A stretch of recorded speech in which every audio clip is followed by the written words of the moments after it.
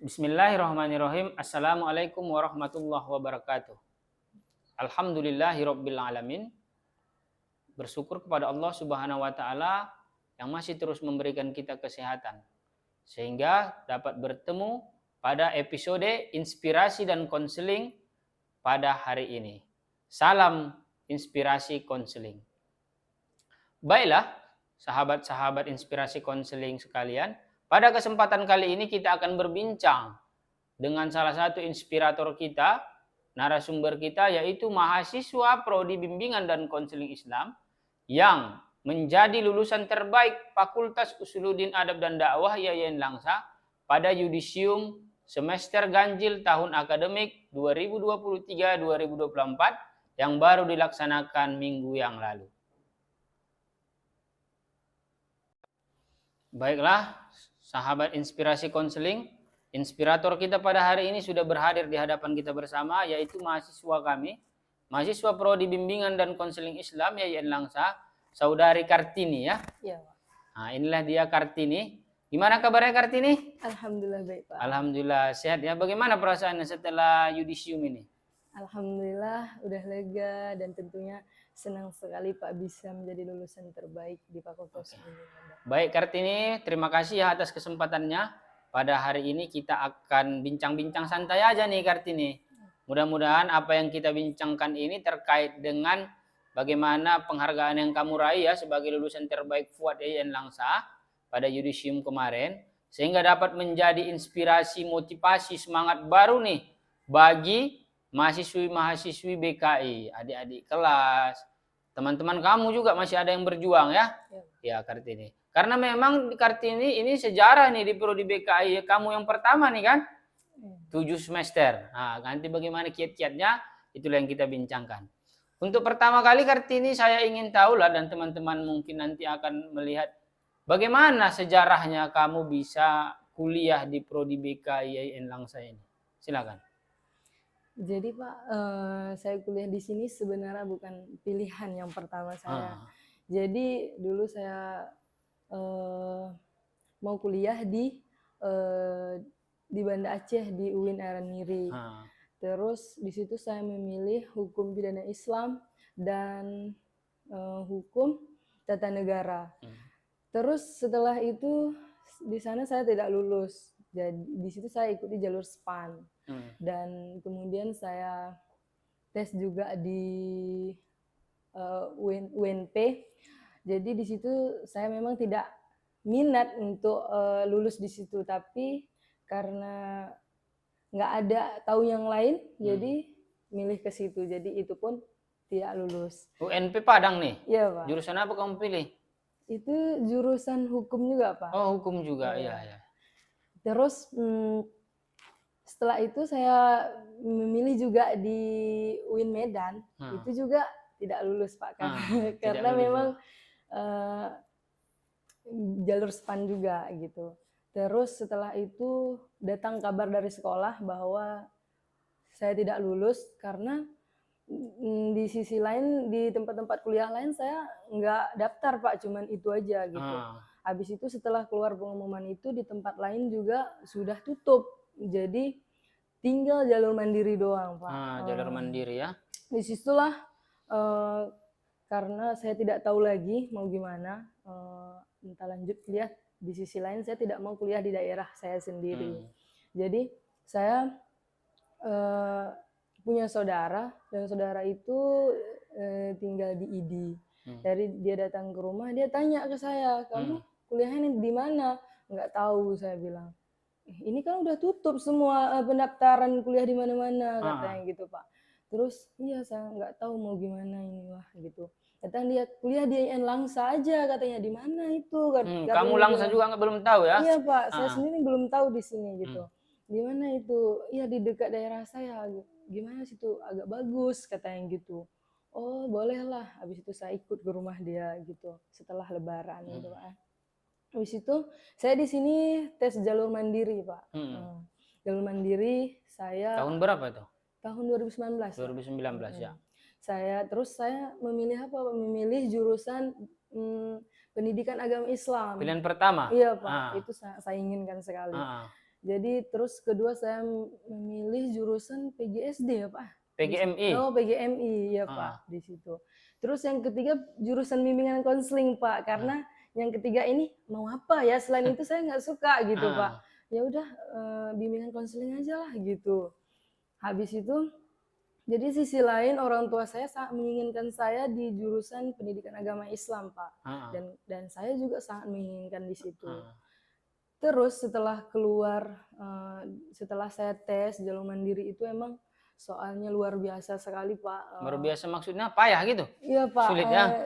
di PAI-nya Pak, dan saya tidak menguasai itu Pak. Saya percaya juga saya tidak menguasai itu, makanya saya tidak lulus di situ. Nah, jadi saya lulusnya di bagian sosial, bimbingan dan konseling Islam. Di situ saya sempat kecewa juga Pak, karena lulus tidak sesuai harapan saya dan harapan orang tua saya. Jadi saya awalnya terpaksa kuliah di BKI karena bukan pilihan dari hati saya gitu Pak. Terus setelah itu saya bilang ke orang tua saya, nggak apa-apa kita jalani aja ini. Siapa yang membilang itu? Saya Pak, ke orang tua saya gitu. Nggak apa-apa asalkan kuliah, kayaknya BK ini juga bagus katanya bilang Pak, karena setahu saya guru BK ini bisa nyelesain masalah-masalah orang, saya bilang Pak gitu. Karena guru BK saya di SMA itu sangat ramah, baik gitu Pak. Makanya saya juga mau jalanin ini aja gitu Pak. Terus setelah itu Pak, setelah lulus di BKI ini, setelah saya jalan-jalan nih gitu Pak, ternyata wah luar biasa sekali Pak. Dan di situ semua mencakup yang ada di PAI itu Pak. Semua menurut saya lebih wow lagi di BKI Pak. Kenapa kamu bilang begitu? Ya karena bukan hanya pelajaran agamanya saja Pak di sini, tapi ada psikologinya, supaya kita bukan untuk orang aja, untuk diri kita sendiri pun sangat bermanfaat sekali. Seperti supaya kan ada psikologi anak dan remaja juga gitu Pak, psikologi anak. Intinya gini Pak, kalau kita pun, saya pun nanti jadi seorang istri gitu, saya paham lah gimana mendidik anak saya insya Allah gitu Pak. Terus saya juga bisa ngatasin masalah gitu Pak ya, karena di BK ini bisa membantu orang untuk menyelesaikan masalah gitu Pak. Di situ itu emang menurut saya basic saya Pak, karena banyak yang masalah-masalah orang itu cerita ke saya. Menurut saya emang ini adalah saya emang sebenarnya di sini ditetapkan Allah yang terbaik ini untuk saya, dan emang sering seperti itu Pak. Makanya saya merasa cocok juga di sini. Cocok ya. Ya Pak. Baik, berarti ini namanya proses ya Kartini. Berarti rencana. Memang walaupun itu pilihan ketiga ya, tapi kamu merasa itu pilihan terbaik juga setelah kamu jalani ya Kartini ya. Oke Kartini. Ketika kamu, tadi kan awal ketidaksukaan, ketika menjalaninya bagaimana kamu membentuk diri kamu sehingga kamu menerima nih bahwa ini jurusan belum saya kenal tapi saya mau nih, kayak mana kamu membentuk diri kamu?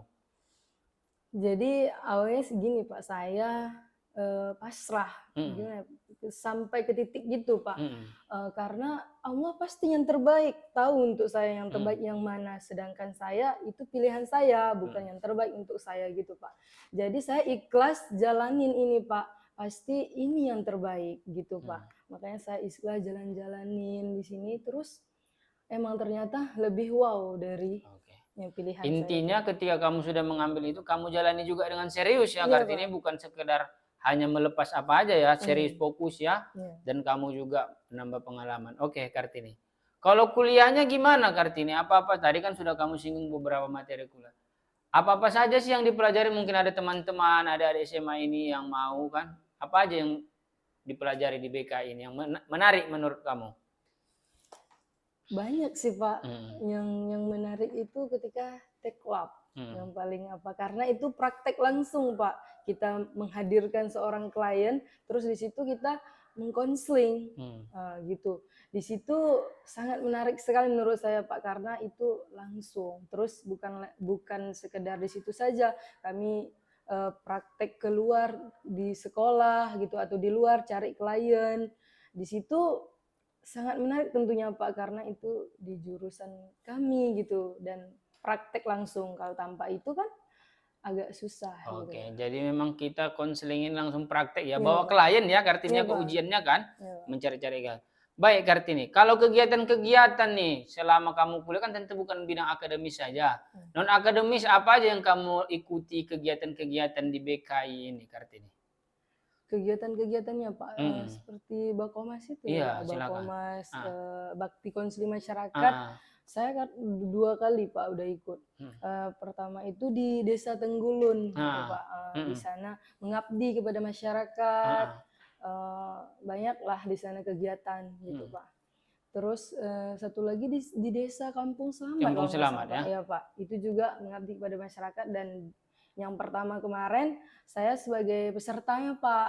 Yang kedua itu Bakomas yang kedua saya sebagai panitianya, sudah pokoknya luar biasa. Baik, jadi ada program-program ya, jadi bukan hanya sekedar kita kuliah tapi ada juga ke masyarakat. Bakomas ya program unggulan BKI kita Kartini ya, yang wajib diikuti. Kayak mana nih pesannya untuk mahasiswa untuk biar apa nih pengalamannya Bakomas itu biar mereka tertarik ini Kartini? Apa aja yang didapatkan di sana gitu? Jadi di Bakomas itu yang didapatkan yang pertama itu menurut Kartini yang berkesan, kita dilatih untuk langsung terjun kepada masyarakat dan ngomong kepada masyarakat bahwa misalnya gimana ya Pak ya, untuk mengajak masyarakat-masyarakat yang mungkin belum gimana kita bilang tuh, belum apa gitu Pak ya, mengajak pergi ke masjid di situ, ke sekolah ya, ke sekolah lagi Pak, gitulah Pak. Terus di situ juga membentuk kekompakan kita Pak di situ. Jadi kita diajarkan di situ untuk saling kompak gitu Pak, bukan untuk menyelamatkan diri sendiri doang gitu.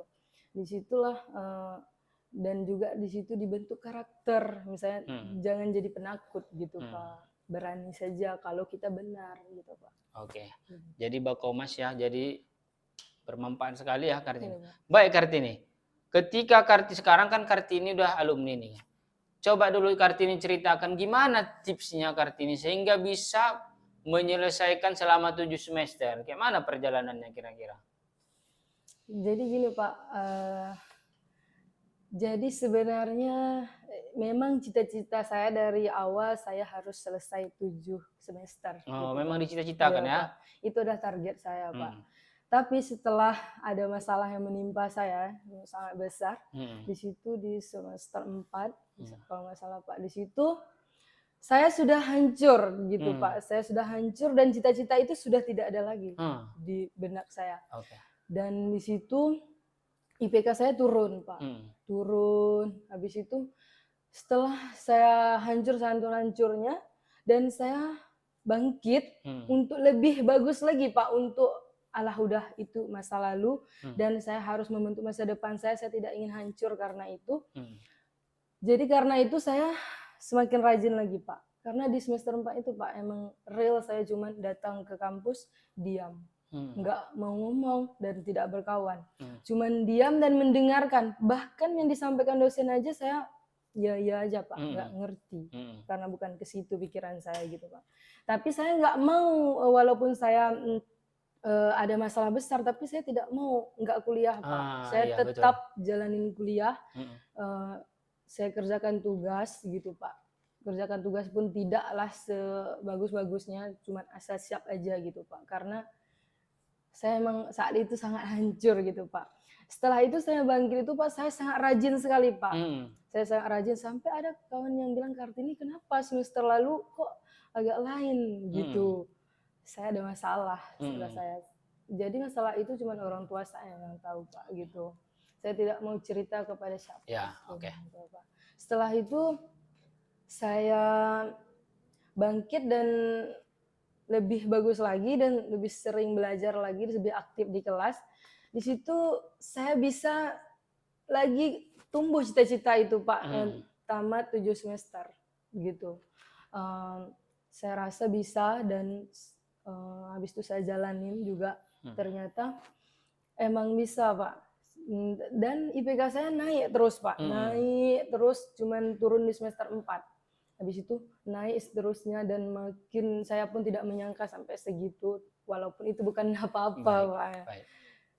Di situlah Pak, ternyata saya gini juga Pak, emang Allah itu tahu ngasih kejutan-kejutan yang luar biasa di balik hancurnya saya ini gitu Pak. Saya emang saat itu ya Allah luar biasa kejutan yang diberikan gitu Pak. Baik. Jadi sebenarnya teman-teman, perjalanan Kartini bukannya tanpa masalah Kartini ya. Bukan Pak. Ada masalah berat, tapi bagaimana Kartini mampu menyikapi masalah itu ya kan, dan bangkit ya kan Kartini. Iya, Pak. Sehingga ketika Kartini menghadapi masalah itu, kalau tidak bangkit kan tentunya tidak sampai seperti itu. Itulah hikmahnya, salah satunya tidak mudah menyerah ya Kartini. Baik Kartini. Ini kan teman-teman sedang kadang menganggap bahwa yang paling terberat itu adalah skripsi Kartini ya kan. Kadang udah semester itu. Coba Kartini ceritakan dulu bagaimana rupanya prosesnya skripsi itu, mulai dari pembuatan proposal sampai Kartini sidang nih. Gimana rupanya prosesnya? Silakan Kartini. Jadi Pak, saya itu proposal itu sebenarnya judulnya sudah dari semester 5 Pak. Di situ saya sering jumpa PA saya itu Pak Marimbun. Saya sering jumpa, Pak gimana judul Kartini ini Pak? Semester 5 berarti ya? Pak, semester 5 tuh Pak. Di situ udah cocok kata Bapak, tapi saya belum serius buat itu Pak, cuma nanya doang gitu Pak. Tapi saya sudah tahu gambaran saya ke depannya kemana gitu Pak. Habis itu setelah itu kan belum bisa nih Pak, kalau buat pun proposal belum bisa karena belum lulus MK itu gitu Pak. Habis itu setelah lulus MK itu baru bisa dibuat semester 6 tuh Pak, semester 6 di saat PKL, disitulah saya sudah mulai buat itu Pak, buat proposal. Habis itu saya jumpain dosen untuk ngajukan judul dan di ACC. Habis itu ketua prodi bilang ke saya Pak, katanya lanjut terus Kartini, bisa nih 2 minggu juga bisa siap proposal kata Bapak itu Pak, dikasih motivasi sama Kartini. Habis itu nggak mungkin Pak, Kartini lagi PKL Pak. Nggak apa-apa, nggak mengganggu itu, kalau kamu mau pasti bisa kalau Bapak itu gitu Pak. Oh berapa lembar? Nggak banyak kok Kartini kata Bapak itu. Berapa lembar? Cuma 18 lembar kok bisa ya proposal. Bapak. Oh oke lah Pak, saya usahain lah gitu. Habis itu selama 2 minggu lebih selesai Pak. Dan di situ saya daftar Sempro gitu. Habis itu setelah daftar Sempro itu Pak, nggak lama kemudian emang saya langsung terus buat skripsi gitu Pak. Dan saya sering ke kampus jumpain dosen Pak. Saya ini gini Pak, kalau saya sudah tujuan jumpain dosen, kalau nggak ada dosen, saya nggak makan pun jadi Pak. Saya tunggu sampai target saya itu bisa saya penuhi gitu Pak. Saya sering ke kampus untuk jumpain dosen Pak, karena menurut Kartini kalau kita nggak rajin itu nggak bakalan bisa Pak. Gitu. Jadi saya sering jumpain dosen dan bimbingan, dan dosen saya pun sangat baik pokoknya intinya Pak, yang berkesan kali. Dan rasanya tidak bisa karena lupakan dosen-dosen BKI sangat baik-baik sekali semua Pak. Itu emang sivitas akademik di Fuad ini emang sangat baik semuanya Pak. Dipermudahlah segala urusan kita, nggak dipersulit Pak. Selagi kita mau, emang semua mendukung kita. Baik. Jadi intinya itu rajin ya kan, tiap hari ya Kartini ya. Ya kadang bertemu, kadang tidak ya, namanya juga upaya yang dilakukan ya Kartini. Kemudian kamu melakukan penelitian sampai akhirnya bisa sidang ya Kartini ya. Oke Kartini. Berikutnya tadi memang intinya kamu itu sekaligus PKL, sekaligus membuat proposal. Jadi bukan ada waktu yang senggang-senggang ya Kartini, memanfaatkan momentum ya. Gitu ya untuk ini ya. Baik Kartini.